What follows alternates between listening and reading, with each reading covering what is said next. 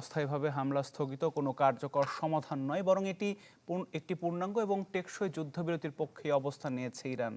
একথা জানিয়েছেন দেশটির পররাষ্ট্রমন্ত্রী আব্বাস আরাগচি। চীনের পররাষ্ট্রমন্ত্রীর সাথে এক টেলিফোন আলাপে কথা জানান তিনি। এদিকে মার্কিন প্রেসিডেন্ট ডোনাল্ড ট্রাম্প জানান, ইরানের সাথে প্রায় সব বিষয়ে ঐকমত্যের কাছাকাছি পৌঁছা গেছে এবং তিনি সাময়িকভাবে হামলার পরিকল্পনা স্থগিত করেছেন।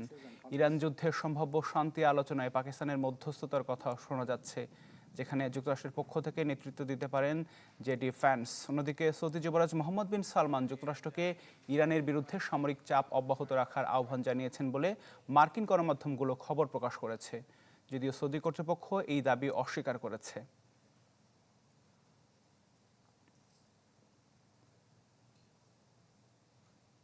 নগদ নিয়ে এলো হার না মানা হার অফার।